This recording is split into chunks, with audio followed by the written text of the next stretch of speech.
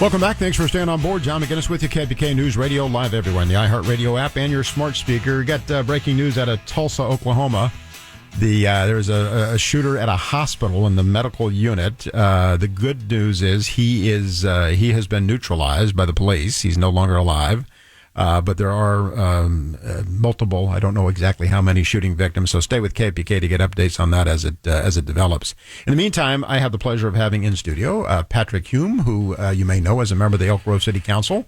Not the very first council, but I guess the second batch to come in, second class of council members in Elk Grove. Now a candidate for the Sacramento County Board of Supervisors, District 5. And you got challenges. By the way, welcome to the conversation, sir. It's great to have you here. Thank you. Good afternoon, sir. As I look to the future, Sacramento County it looks a little different than it did back prior to 2014-ish. I see some deterioration. In other words, I think you got your work cut out for you. Do you have some of those same concerns? I do, and it's been a societal issue recently. Obviously gets magnified, I think, in more urban settings, but as it bleeds out into the suburbs, it becomes more front of mind for people, and certainly it's on the mind of the electorate right now. So how do you resolve that? That's all. That's all I want you to do is just resolve a simple question. Yeah, so what do I do in the first 100 days? Well, I think there's a couple of things. And as you know, we have some hurdles in our way. And we're speaking specifically about homelessness, I think, right now. There are judicial hurdles. There are legislative hurdles. There are policy hurdles. And, as your last guest was mentioning, we have to go back and look at some of the things that aren't working for us anymore. When the series of Lanterman Acts were put into place in the late 1960s, they referenced chronic alcoholism as one of the things for which we cannot intervene. I think alcoholism is a very different disease than what happens when people are under the influence of meth or fentanyl or opioids. And so we don't have legislation that speaks to current day issues. So I'm assuming that you'd like to see some changes, modifications to some of the recently passed laws that have really limited the ability to bring enforcement consequences to bear when people are living a lawless lifestyle. And by the way, not enjoying their own life either. So some would suggest that if you want to force people or strongly encourage them with the power of law to change their ways, that you lack compassion. I've known you a while. I don't see a guy that doesn't have actually quite a lot of compassion. Are you not a compassionate guy? Quite the opposite. There's nothing compassionate about allowing someone to live that lifestyle outdoors. The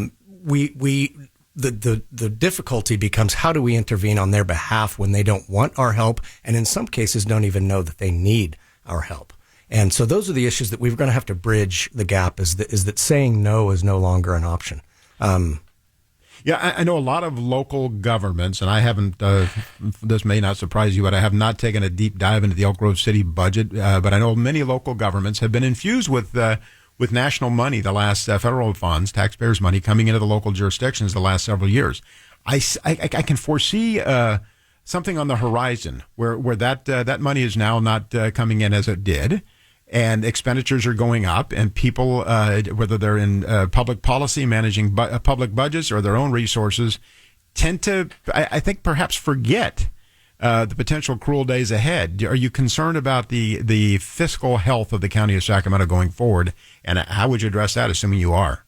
Absolutely. You should always have that front of mind. And when you're talking about an agency that has a $7.5 billion annual budget, those are real dollars, as they say. And so, I think when you're looking at a 12,000 person organization, obviously, human nature is that there's some cartilage that's going to build up over time. Yeah. And I think you need to take a hard look at whether things can run more effectively and more efficiently.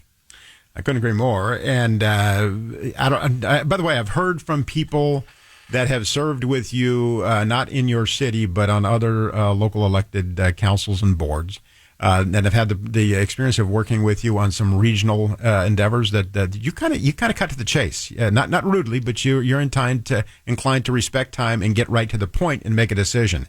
That, I think, is a tremendous breath of fresh air for a bloated, slow, unwieldy government entity that is the county of Sacramento. Do you see that the same way? Yeah, I'm not a fan of word salads. Yeah. And so I'll speak my mind. I try to deliberate openly and honestly and transparently so that at the end of the day, you know why I'm reasoning the way that I am. And if we agree to disagree, we can do so civilly. So you got to be my enemy if we disagree, right? Aren't we just mortal enemies? That's right. I must destroy you so your pervasive ideology doesn't infect other people.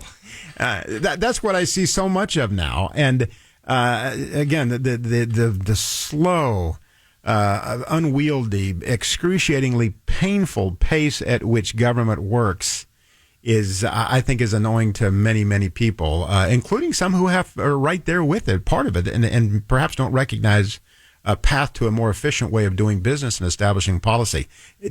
Have you found yourself in that position on your local council where you need to kind of get things moving in a more affirmative way? Absolutely. I mean, I think people try to talk themselves into justifications to back up the decision that they've reached. But for me, I like to just set the issues out as best as I can, try and find consensus if I can gather it, and then move on. What do you see as your first 100 days? What are your priorities going to be? It's going to be assuming this all works out. It's going to be a cold January day when you take office, right? It would be, yeah. What do you see going forward? That's a great question. I would like to think that because I have served with all of the current supervisors in different regional capacities on other boards, obviously I'm coming in as a known entity. I'm coming in with a certain familiarity of a lot of the issues that we'll be facing. So I think it'll be a fairly seamless, smooth transition. And then it's rolling up the sleeves and digging in and getting down to the real work of trying to, again, take back our streets for our taxpayers and for our residents. And so our families feel safe again, to have a more meaningful impact on homelessness, to spur economic recovery and buttress our small businesses. And then, maybe in the next 100 days, you get to work on dealing with the organizational structure and the culture. And obviously, it's a part of every conversation these days, crime and violence on the uptick. Yeah. Where does that register on your personal meter, your scale? Boy, it's number one or number two. I mean, we've have some things that have been enacted recently, Prop 47, Prop 57, particularly, and you look at people like Kate Tibbetts right. and Emma Rourke, they should still be alive today. Right. And the people that committed those heinous crimes should never have been moving amongst us unaccounted for. Right. And so I think we've got to take a serious look at how, in the crime prevention world or in the law enforcement world, and you know this certainly as well as anyone, there are 3 Ps: prevention, prosecution, and punishment. Right. And I think we've dropped the ball on the last 2. Yeah, I couldn't agree more. I think you're well positioned to do a fine job. I have had a chance to interact with you some in your early days on the council and see how you work, how you prioritize things, the way you treat people. Yeah, I'm as impressed with your treatment of other human beings when you disagree with them, more so than I am when you do agree with them, because you still understand that their ideas are worth considering, and you treat them with an abundance of respect and dignity. That's how we're supposed to do business, right? That's the expectation. And it's a part of, I think, the recent casualties, losses that we've had as a society. So that's all I'm asking you to do is fix all that. That's all. You can do it, right? That's the highest compliment you could have paid me. Thank you.